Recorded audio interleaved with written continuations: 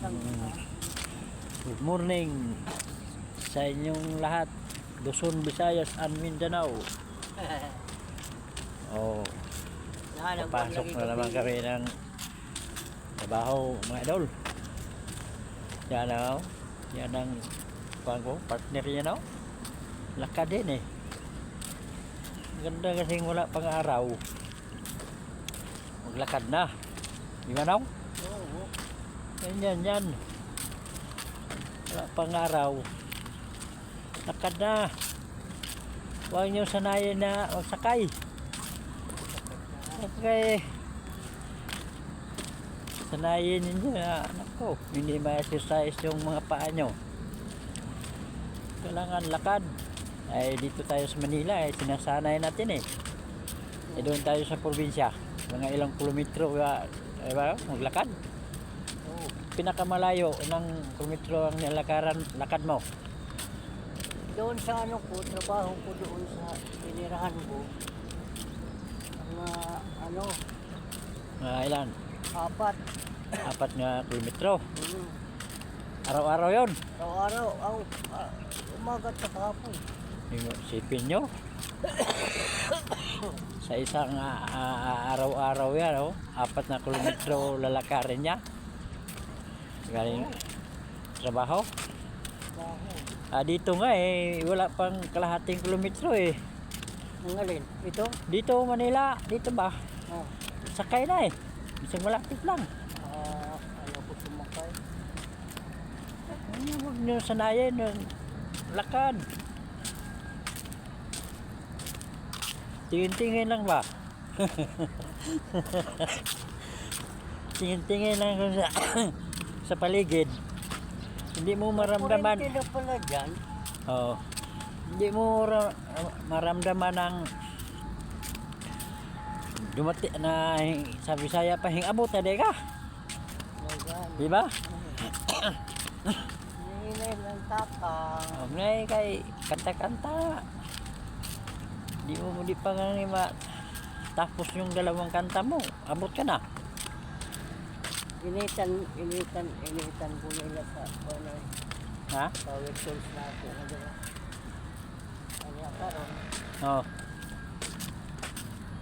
Akong wala mang kumagpuan. Carefully ako. Pagkabot lang ko akong discourage. Kung Oo. dili po na ako gamito. Tama. Pero na ako, naresto na lang duwa. Kung mo reklamo, wala ko. Okay na. Tapos karon kay dolan ko ni Bingko. Ingnan ako. Itikin na lang si architect o si Ilya kay mangayo naman dahil. Gawin ako tag 200 gapon. Sila. Oo, tag 200 sila.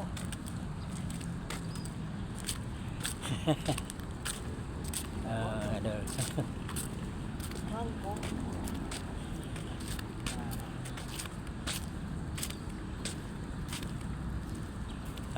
Idol, hindi na kuha namin na malapit na lang dumating yung abot sa among trabaho. Bisaya ba? No. Wala. Dool na sa among gitrabahoan. Dali lang. Pag isipin mo gino, isipin malayo. Ay. Pag isipin nyo malayo, ay wala. Paano ma-exercise yung mga paa nyo? Tingnan nyo, no? Kami, may mga paras kami edad. Yan. Paras kami edad, pero okay pa kami, skill pa. Wala kang maintenance? Wala. Wala rin maintenance. Tingnan mo. Ano bang diskarte wala kang maintenance? Wala.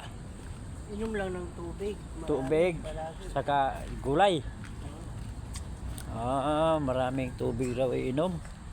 Tubig lang. Tubig raw sabi ni Tubig, lalabas yung kasi kung inom ka palagi ng tubig, hindi ka nang yan. lalabas yung mga ano yan. Ihi ka ng ihi yan. Kailangan kuhaan ka. Kung hindi ka magpapawis, yan.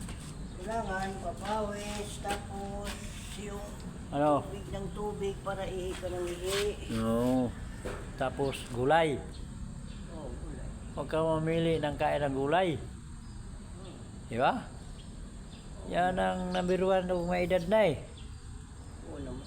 Gulay talaga. Number 1.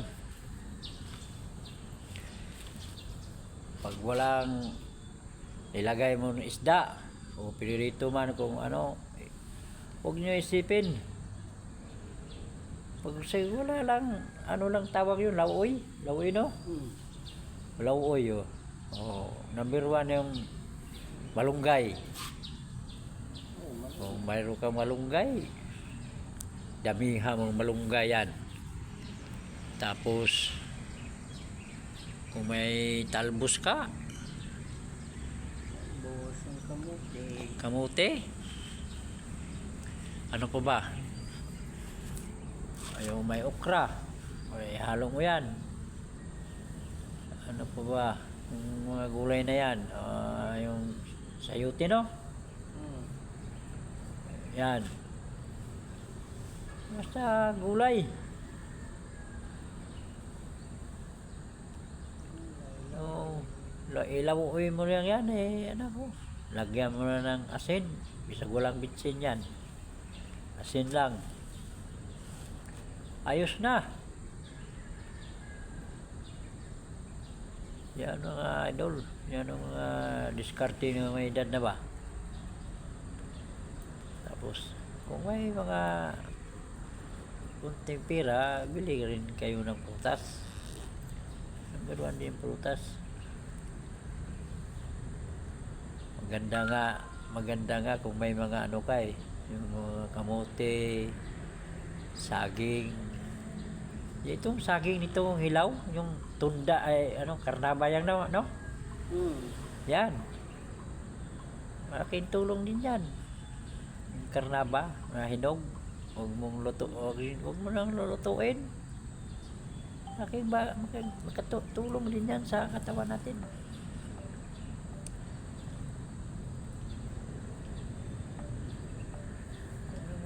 Ano yan huwag sanayin natin na damihan natin ng kain ng kanin. Yan ang number 1 talaga kay edad na tayo.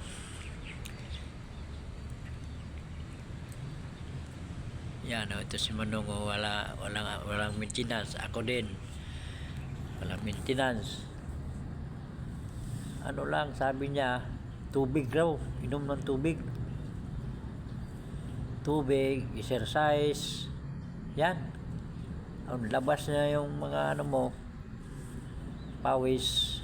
Kasi kung hindi mo labas ng pawis, ang sakit mo nandoon sa loob. Nandoon sa loob, di ba no? Nandoon sa loob. Subukan mo yan kung ang pawis mo hindi lalabas. Maganda yung may araw, para magpa-araw kayo. Ang haba ng buhay, iyot lang. Hoy! Jok. Bugoy-bugoy taga Mindanao, no? Ano? Bugoy-bugoy. Lapit na dumating yung sweetheart niya na galing sa ibang bansa. Bugoy-bugoy. Jok lang ang mga idol.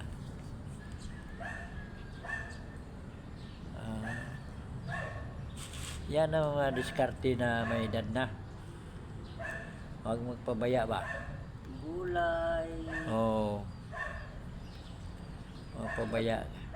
Sabi ng magpa-DP ka dahil high blood ka. Sabi ko, ay, high blood lang naman ako pag walang ulam. Tama naman. Maka-high blood. Isa rin maka-high blood. Wala kang ulam maka-high blood ka Siyempre, taas ang dugo mo kung wala kong ulam. Sabi niya, Pero kung normal lang ang ano mo, kahit anong maulam mo dyan, sabi ko, bakit ako magpa dito? Wala namang maramdaman. sabi mo, Oo. ganun. Eh kung mas lalo kung high blood ka, kung pag BP mo, taas ang ano, Ay, di ba mataas yung dugo kay masyak ka eh. Di ba? ay, wag na. No, maramdaman naman mo kung maano kang sa masakit yung dito no. Hmm. Dito, Batok na. batok pag may ano ka, High blood ka. high blood ka, mataas ang dito masakit. Masakit ang batok yan, maramdaman mo rin yan. Oh, hanggang dito na lang ako, mga idol. Thank you for watching. Huwag kayong magsawa sa upload ko mga idol. Suportahan na lang yung si Mario Bardos, mga Bisaya mga Bisaya saan man sa sulok ng mundo. Thank you for watching. Bye.